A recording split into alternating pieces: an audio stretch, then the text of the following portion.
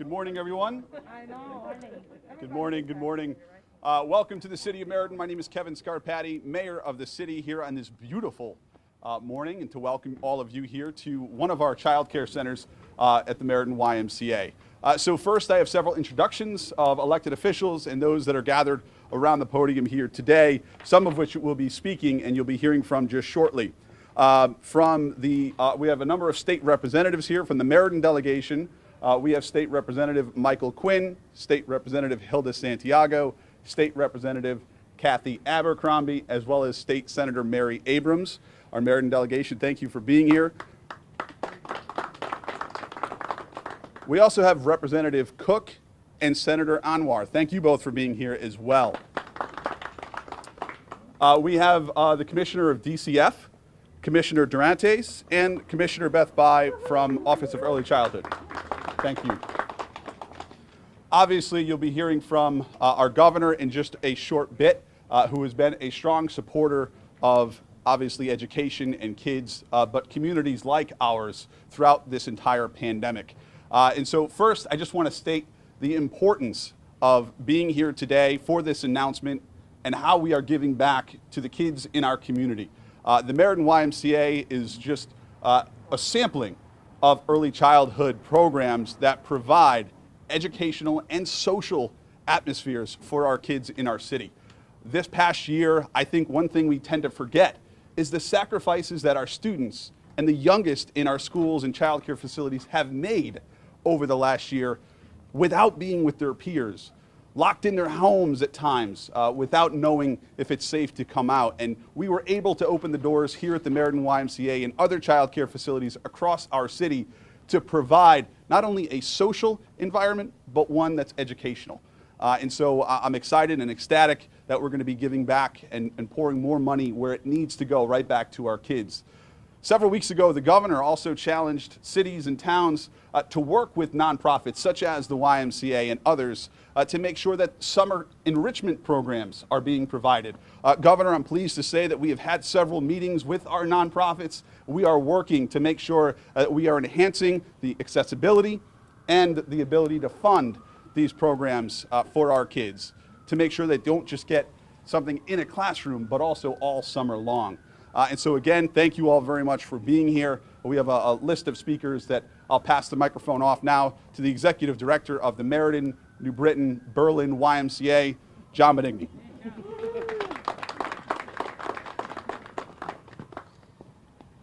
Thank you, Mr. Mayor. You're a tough act to follow, but I'll do my best. Good morning, I'm John Menigny. I'm the CEO of the Meriden, New Britain, Berlin YMCA. I'd like to recognize a few people too here today. I'd like to start with my board president, Janine Bracali. You just say hi there. To run an organization like the YMCA, it takes unbelievable volunteer and dedication. And Janine, you're wonderful at what you do, and we really do appreciate it. We wouldn't be the YMCA we are without people like you. So thank you for what you do. I also like to recognize Mary Jo DePasquale. There you are. She's our site coordinator here, site director. I don't know, Mary Jo, I don't want to date you, but I know it's years of service. And what are you, like 25, right? So thank you so much, Mary Jo. Steve McCoya, who's the branch executive director for the Meriden YMCA. My right-hand man, no question about it. Wonderful job, Steve. You do a great job, and you always constantly make me look good, so I really do appreciate that. John Catalan's here from the CEO of the Connecticut Alliance of YMCA's. John, over this time frame and working with the state and OEC and all that, and you've done a remarkable job in bringing us all together, all the YMCA's in the state, and work with the state. So thank you for all that you do. And then last but certainly not least is a teacher, and a preschool teacher right here, Catherine Reynolds, and I struggled with her name because I know her as Miss Kitty. And Miss Kitty, why don't you just come up here, and you need to be at least in this line for sure. Now I'm not even going to date you, Miss Kitty, but I will say that I have 4 children. My oldest is 16, and my youngest our twin boys that are 11, and all four of my children had Miss Kitty as in preschool as their preschool teacher. And I'm here to tell you, Miss Kitty, that all four of my children are high honor students. All right? And the oldest one has already started the process of college. We'll talk about that later, Governor.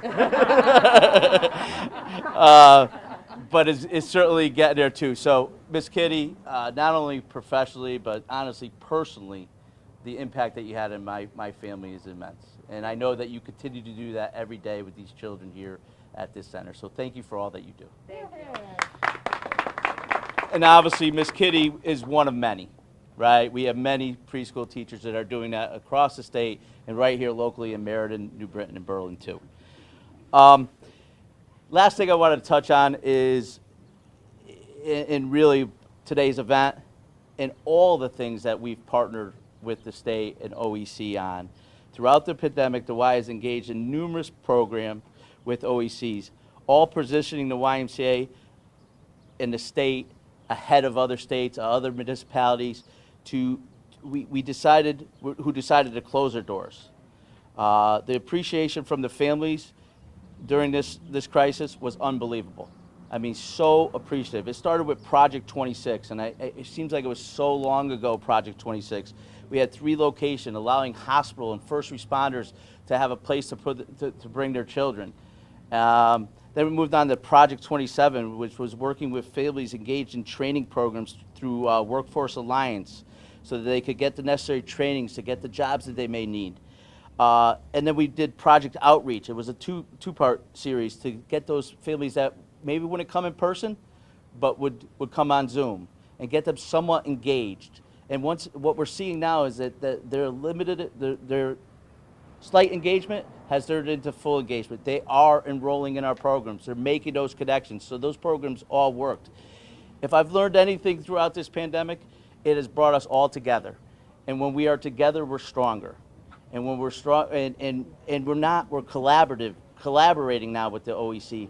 We're not adversarial. We're on the same teams. We all want what's right for children and families, and we're making that happen. So I'm so proud of where we started through this pandemic, and now where we got to. And today's announcement by the governor is even at one step further. And yes, the money's needed. There's no question about it.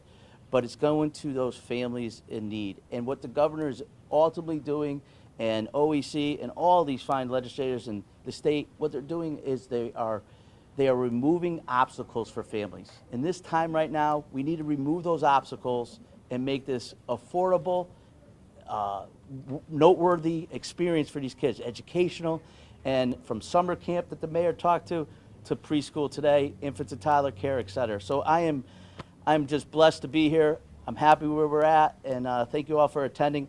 It's my privilege, and I really mean this, done an unbelievable job. The commissioner of OEC, Beth Bai, is going to come up and speak. Thank you, Beth. It's so great to be here with you all. And Miss Kitty, thank you for what you do. You can hear it directly from a parent what it means. And John, thank you. We called upon you and asked for help for families that needed help. And the Y here answered the call again and again. And that's part of why the governor wanted to be here today, to say, we know it's been a heavy lift for child care programs. Teachers have put themselves on the front lines, but we know that there's recovery still to go. And from day one, this governor understood that child care was going to play a critical role in the pandemic. You're here today, not at just a press event, but where you can see where the children are, where the teachers are. And the state can facilitate child care, but it's the places like the YM that make this happen, and board members and the whole community. You could hear from the mayor what this means to them. A couple things I wanted to just remind people of, and I can give some specific examples now because at the last press conference there were questions about this. Tomorrow, OEC will announce the distribution of the $120 million stabilization funds going to every child care program that's licensed in the state of Connecticut. And so I thought I'd use the YM here as an example of what those funds look like. This program has 133 children. So they will receive a base grant of $100,000, and they also qualified for 3 bonuses. One because they are accredited. So NAYC accredited programs will receive additional dollars. Number two, because they accept children who are enrolled in Care for Kids, which means this program says our doors are open, and if you have a child care certificate, you can come here. So they will get a bonus for that. And then this particular location is in a census tract that has something called a high social vulnerability index score, just meaning that the families in this neighborhood have high needs. And the governor instructed Vanessa and I and the other commissioners that as we develop strategies, that we had to have ways to recognize those communities that were disproportionately impacted by COVID. And so the total grant after all of those bonuses is this center will receive $171,000, which is about, that is the intent. We really need to thank our delegation and President Biden for the American Rescue Plan, because the intent was to cover about 20 to 25% of their operating costs for the year. Understanding, like restaurants, like airlines, child care programs have been dealing with reduced revenue. They've been going to their credit lines. They've had extra expenses. And you could hear from John all the ways they stepped up. All the ways they stepped up were not covered. They stepped up because they were part of this community, and these funds will help them recover and push forward. So we're really grateful for that. I just thought this was a good place to explain to you all how we're rolling out these dollars, and we have tomorrow we will announce to the whole field.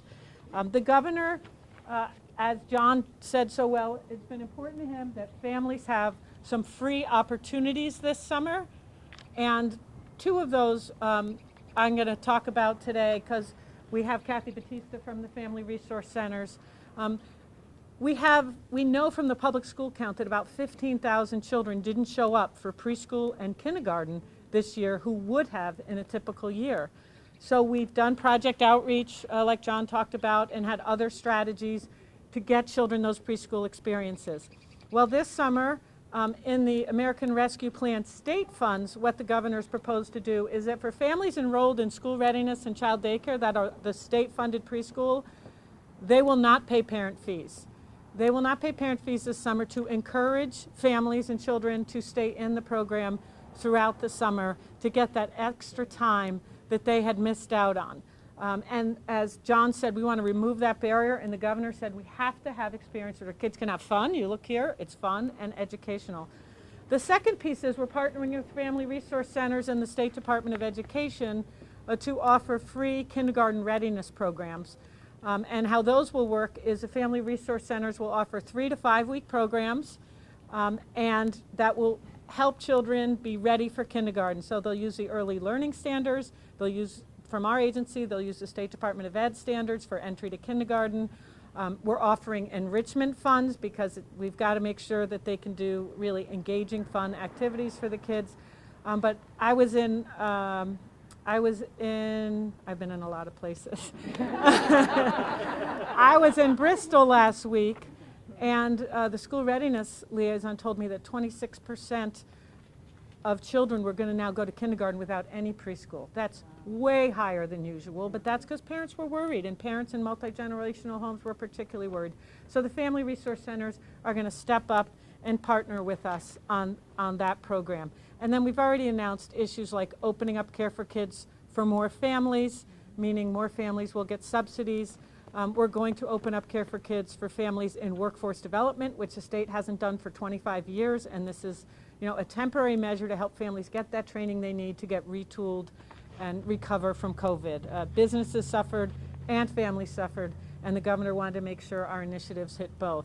So I'm gonna stop there, and I'm happy to answer questions, but I'm gonna turn it over now to Kathy Batista to talk about the role the Family Resource Centers are gonna play in helping us this summer.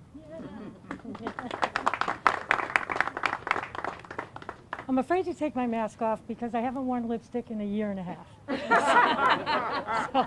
But I'm gonna, or you're not gonna hear me. Is it smeared? Is it? No. And you're lucky I'm wearing clothes today. But anyway, make sure you edit that out, guys. So first, I'm saying this first. I want to, Governor Lamont, our legislators, our senators, state reps, individuals that may not be in elected office, those hard workers behind the scenes, I want to personally say on behalf of the Connecticut Family Resource Center Alliance, which is made up of 57 grant-funded sites throughout the state, we want to say from the bottom of our hearts, thank you. And from the bottom of our children's hearts, thank you.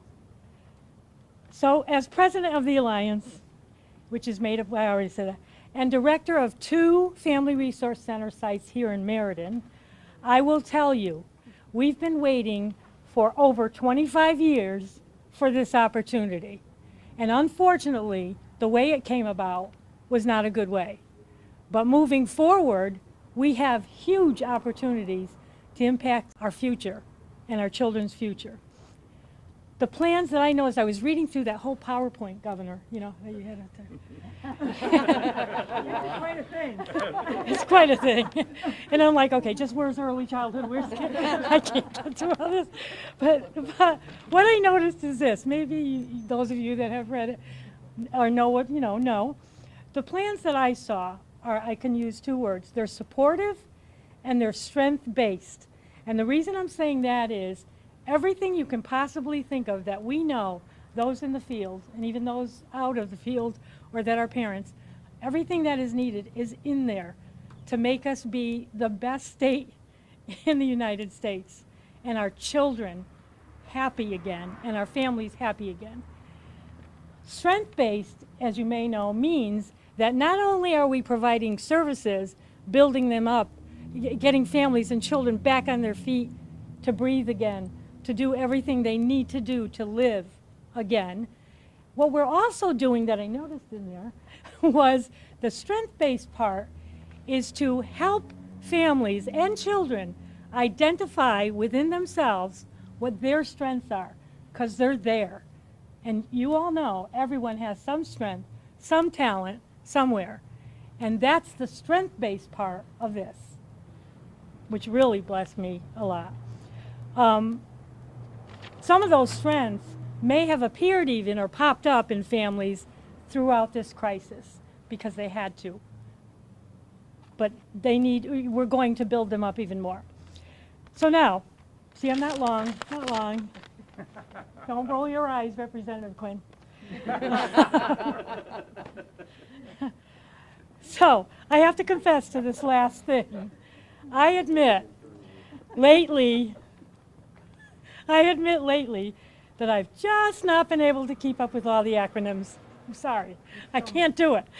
So, CARES, ESSER, ESSER's too, CURSA, ARP, I thought that was for senior citizens. It's not.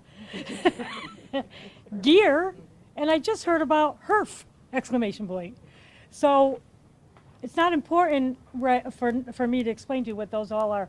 All I can tell you is, all kidding aside, these acronyms are music to my ears. Music to my ears. But I'm going to sum up my 2 favorite. And it's CSFRF. What's that? Coronavirus, yeah, see? So I don't feel, what? What'd you say? Nobody knows. You created it. What? They failed. I humiliated them. Oh, no. We got to get laughing again, don't we? Okay, I got to look at my paper. CSFRF, which is Coronavirus State Fiscal Recovery Fund. And if you don't know that, shame.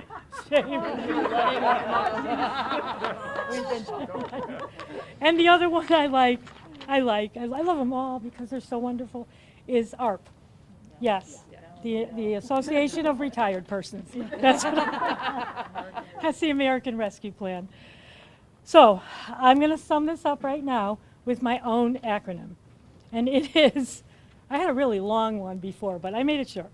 It's RRI. RRR. And no, it's not reading, writing, arithmetic. It's restoration, renewal, and revival. Thank you. Thank you, Kathy. Oh, I want to introduce, sorry, Senator, let me grab this. I want to introduce our school readiness liaison in Meriden, Jennifer Baglin. Thank you. Jennifer has been doing great work. What I'm going to do is turn it over to my partner, Vanessa Durantes, and then she's going to turn it over to Governor Lamont. Commissioner, you have been such an incredible partner, and we've been working together on these proposals, and thank you for being here.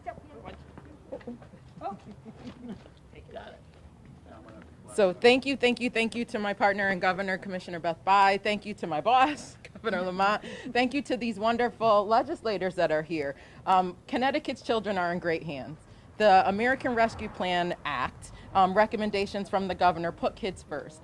We recognize that in order to make sure that every kid in Connecticut has a Miss Kitty, and every kid can be supported in supportive families, you have to support their parents and you have to support their communities. And the Meridian community has stepped forward throughout the pandemic and throughout the recovery to make sure that Connecticut stands firm as a state that cares for its families. So we are exactly where we need to be today. We are almost away from our masks, and we are coming together to make sure that children know that we know that they are not tomorrow, they are today, and to build up the foundation for our families, it's investing in our children today. I also want to make sure that we recognize the fact that children have experienced the stress of the pandemic through the adults around them. So it's up to us to make sure that they know we are lifting them up and lifting them out of what we've experienced over the last 14 months. Child care centers across the state of Connecticut have the benefit of something called early childhood consultation models, which really allows for specialists to assist some of our providers and their parents to respond to children's needs, to make sure that children who might be trying to figure out the world around them and might be behaviorally challenged have some additional supports for the adults that care for them. So as we think about the recommendations for the American Rescue Plan Fund, it really is about building up, stabilizing our children, stabilizing their families, building their resources, and making sure that the communities around them link arms in support of everything that we've all been through to kind of get us to the next side. So to all the kids watching, all of us are here for you, and we couldn't be prouder today to be able to stand together as a state to say that you matter to us. And that's all children in Connecticut. Not some, that's all. So to my boss, I'll introduce Governor Ned Lamont to talk to you a little bit more about the child care recommendations and funds that are coming in through the American Rescue Plan. I think you've already done a pretty good job of that. Kathy, I haven't worn lipstick in a year and a half either, but I'm just going to let it rip. I'm just feeling pretty relaxed. And as Vanessa and President Biden have said, when you're hanging out with people who have been vaccinated and you're outdoors, you're not going to have to wear the mask. And we have to wear the mask a little longer. Kevin's got to get his second shot, but our day will come. And, you know, because I think Connecticut's done the right thing. Senator Abrams and Senator Saud Anwar did the right thing yesterday in the state Senate, doing everything we can to make sure that people get vaccinated. Connecticut's a leader here across the country right now. Well over 2/3 of our folks who are eligible have gotten vaccinated. We're working really hard to make sure the young people do. And Mary, you had a long day yesterday. I appreciate everything you did there. I just want to make sure that as we get on the back end of this horrible pandemic, we come out of this stronger. We come out of this stronger on behalf of everybody, and nobody is left behind.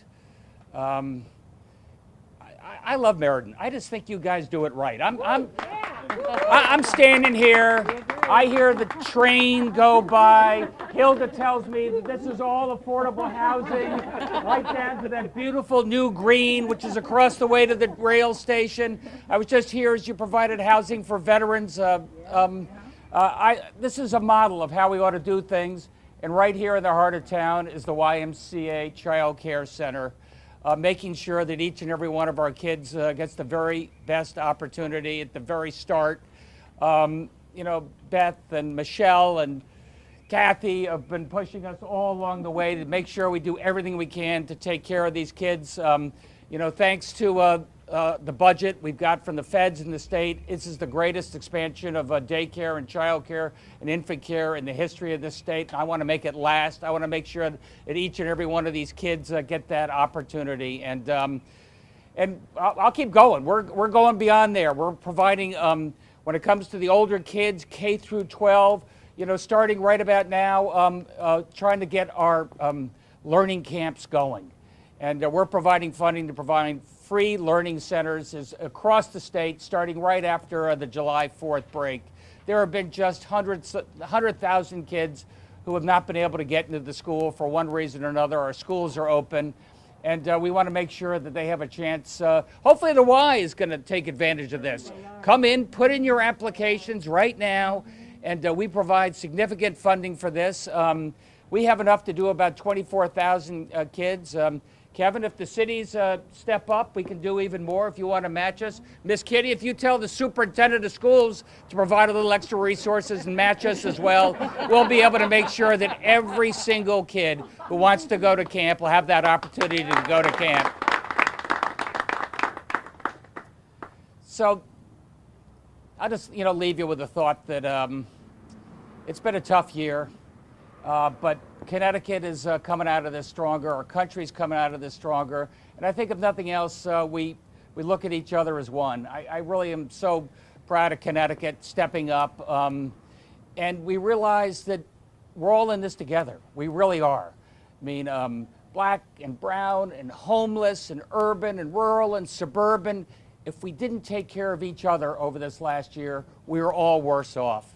And we all looked after each other. And that's why I think it's going to be a great summer in the state of Connecticut and beyond. And I hope it's going to be an amazing summer for our kids, our youngest kids, at childcare across this great state.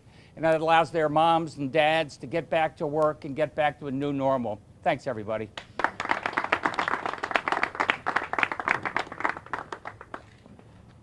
Thank you, Governor. What I'm going to do is turn to the Dean of the Meridian delegation. That has to be you, Kathy Abercrombie, right? Really pleased to introduce a close colleague of mine when I was in the House and Senate, someone who's a champion for children and families and has been for her whole career, Kathy Abercrombie. Thank you. Oh, happy birthday to you. Good morning, everyone. Happy birthday to you. Happy birthday, dear Kathy. Happy birthday to you. Thank you. Anyways, so bad. Good morning, everyone. It's my pleasure to be here today. And I just have to say, first of all, thank you to our governor. You know, Connecticut is on the right path. And because we're on the right path is because of this governor. He has led us from the beginning, and we all need to really be proud of that and say thank you. Thank you for what you've done. I'm proud of Connecticut. And, you know, he's put strong leaders as our commissioners. As you know, we've worked with Beth Bai. Beth and I have been colleagues since we were in the House together. And there's nobody better to lead us in early education than Beth Bai. I was going to say Senator Bai. And then our newest commissioner of DCF. I have to tell you, in all honesty, you know, I've been up there 16 years now, and it hasn't always been smooth sailing with our commissioners. And I have to tell you that there is nobody better that I have worked with in DCF than you, Commissioner. Her vision for DCF is going to really help a lot of families, and that's what their job is. So I just really want to thank you for that. We're here today to celebrate these dollars, but more importantly, we're here today to celebrate the recovery for our families. These dollars are going to help our families that have been so desperate. You hear about the Care for Kids. Parents want to go back to work, but they don't have the finances right now to do that. The Care for Kids is going to help that. We've heard about the camps, and we've heard about the education. You know, we're very unique here in Meridian because we have a great relationship between our nonprofits like the YMCA, our Boys and Girls Clubs, our Girls Inc., and our Board of Ed. And we as a delegation meet with our superintendent on a monthly basis. Mark Menigny is one of the best in the state, if not the best, when it comes to superintendents. He's already working with these providers to be able to offer not only camp, but educational opportunities. We know that our students have lost a whole year. And I will say truthfully, I'm very fearful of our children falling behind Truthfully, if I had my way, I would have all students repeat the whole last year. Truthfully, I'm that scared of what's going to happen. But having said that, above my pay scale, we have. But Governor, if you're listening, But we've had, this state has given opportunities to be able to make sure that our students can be as prepared as possible going into September of this year. So with that, I just really want to thank you for being here. I want to thank the governor and everyone behind us. I always like to say there's no I in team, and this proves it. Thank you, everyone. Next, I want to introduce Mary Abrams, who's dedicated her career to children and families. She taught with my wife in West Hartford and other towns. But Mary, great job last night for children and families, and please say a few words. Thank you. It's hard to add more to what my colleague, Representative Abercrombie said, but I will say this. It's so smart to be investing in our children. Children need the social, experiential learning that places like this and teachers like Miss Kitty provide for them. That's the way young children learn and grow. So this is where we should be putting our money, and I'm so glad that we have a governor that recognizes that. When you're a parent, it's really hard to go to work. It's really hard to take on your daily life unless you know that your children are in a safe place and they're getting what they need. And that's what this facility provides to families. Not only supporting them in their roles as families and caregivers, but also letting them go about doing their lives because they know their children are in such good hands. So I thank you, Governor, for recognizing the importance of that and the importance of investing in our children because they are our future.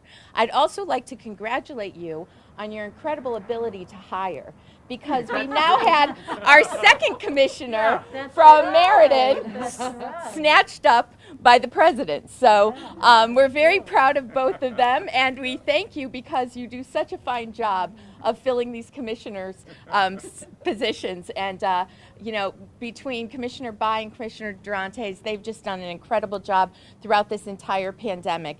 And it's just such a pleasure. All of us from the Meridian delegation are hometown people. We grew up here. We've known one another for our lives, really, most of us standing up here. And we work very well together in this community to do the very best we can for especially our children. And so I thank the governor for joining us in that and for leading us in that. And the money will never be wasted when you spend it this way. So thank you very much. Representative Santiago? Thank you. Gracias por estar aquí hoy. Gracias para el gobernador por esta oportunidad. So I'm just saying thank you for being here today. Thank you to the governor for this opportunity to receive this money. And welcome to the 84th District. This is my district. And this is where most of the nonprofits are. And this is where most of the need is. So this will help those families in need, those moms and dads that have to go back to work, and now they'll have the child care and they'll have the vouchers to help them with that. So thank you for the opportunity, and we got to spend this money. We want to make sure we don't send this money back to the feds. So we have to make sure we spend this money in the state of Connecticut. And what better way than to invest in our families and our children to spend that money. So thank you for being here today. Michael? Thank you, Hilda. I'm Representative Mike Quinn, also from Meridian, and I have a long history with the YMCA. As a young child, I was out at the YMCA's outdoor center on the east side of town, and during my adult years, I spent about 14, 15 years on the board of directors for the YMCA and was on the board when we purchased this center and redeveloped it. And, I have to compliment John Menigny and his staff on the excellent job that they do in running this place and all of the centers that they've acquired over the years. And while I don't have a Miss Kitty story, my version back in the early 70s was someone who many of you knew, and that was the late Mary Fritz from Wallingford. She was my nursery school teacher in the early 1970s. So it is a pleasure to be here. I probably should have taken off the mask, but I'm so used to keeping it on that I forgot. But in any event, thank you all for being here, and we appreciate the support that the governor and his administration are showing to the city of Meriden through programs like this. Thank you. Good afternoon, or good morning still. I believe I am the only transplant here. I am State Representative Michelle Cook from the 65th District, which is Torrington. I am honored to be here and truly just beyond words on the commitment that this administration has made to early childhood. And I'll explain to you why. So before I ran for office 13 years ago, I was teaching preschool at a state-funded center in Torrington, and that was what I could do after staying home with my kids. And for me, I find that mothers who decide to stay home with their children really find it difficult to transition back into the workforce. And that was the most logical answer for me. I was able to go work, they were able to come with me while they weren't in school, and it filled the need and the void. And then the opportunity came to run for office.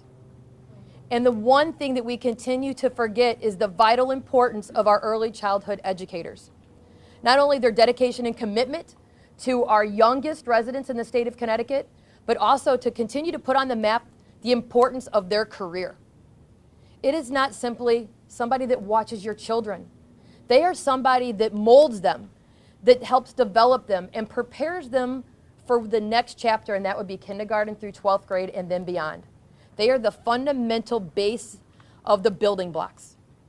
And for me, I am so truly honored to be here and just to be able to say thank you to all of our early childhood educators. We know that the folks that needed to go to work, our first responders, our frontline workers, those essential folks, to keep our state here and working. Places like the Y, the early, the other state-funded centers and the other preschool centers, they didn't close. They put their lives on the line as well. And so for that, I want to say thank you. And Governor, I will never miss an opportunity to say we need to continue to increase their rates. We need to continue to increase their dollar hour, because our workers, our teachers, deserve much more than what we've been able to give them so far. So thank you so much, and I'm happy to be here. And I am now introducing Senator Anwar. Thank you. Good morning, everyone. I am delighted to be here this morning as the co-chair of the Children's Committee. It is a blessing when you have a beautiful day like this and we're having a conversation about investing in our young children. The highest return on investment we can get is in a time like this to invest in our children. And the clarity, Governor, that you have shown on this issue is inspiring. Thank you so much, because the children have been one of the biggest victims of this disaster that we have all endured in the last year. And the clarity that the governor has shown, and also having a dream team of Commissioner Bai and Commissioner Durantes. I feel as a co-chair of a Children's Committee that when you have these amazing individuals who have committed their intelligence, their gifts to be able to give to our children in our state, we are in good hands. And the governor has pretty much said, you know what, we have the best team, we are going to make sure we do the best for our children, and it couldn't be a better thing for a person who's currently serving as a co-chair of Children's Committee to be thankful for where we are in our state. Thank you again, everyone. Thank you so much for your leadership. Thank you.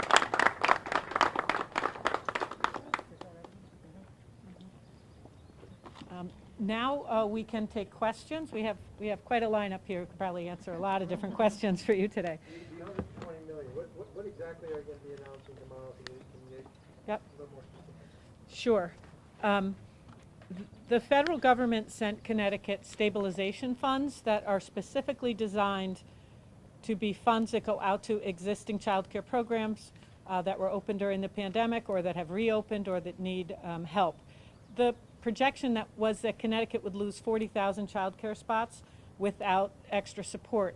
And so Governor Lamont, we're going to be one of the first states out with the dollars. Governor Lamont committed to $120 million to immediately get out to the field, so that they can be used to pay some of the deficits that programs suffered during the pandemic. They can be used for extra costs they experienced during the pandemic. It can be used to take the place of lost revenue during the pandemic and other operating expenses. And then 25% is to be set aside for staff. It can be used for bonuses. It can be used to pay into retirement, to cover health care costs. And the programs can opt out of that if there's some reason they can't share 25% with their staff. Then they just get 25% less of the funds. But we're saying at least 25% needs to land with the people doing the work. So, I'm sorry, yep, go. Not a little clear whether is this a recommendation? Is this No.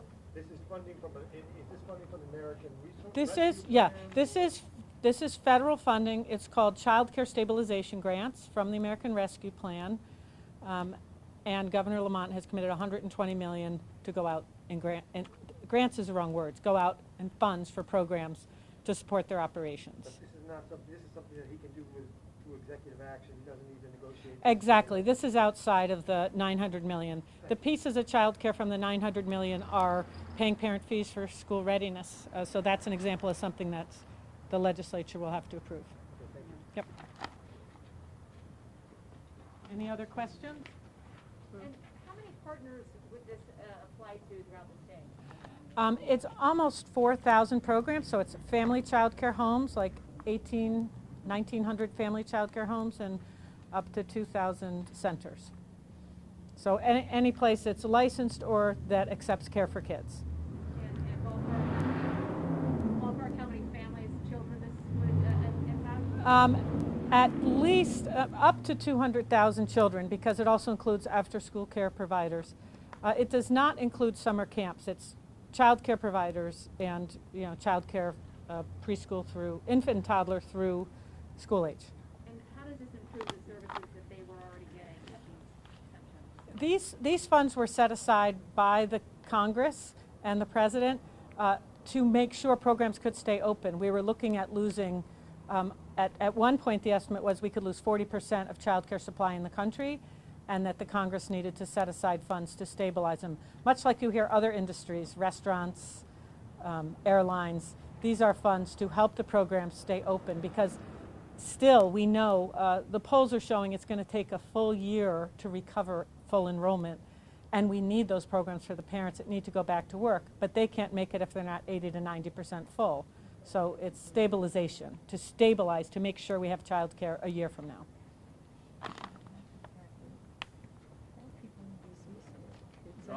Going, gone. Thanks, everybody.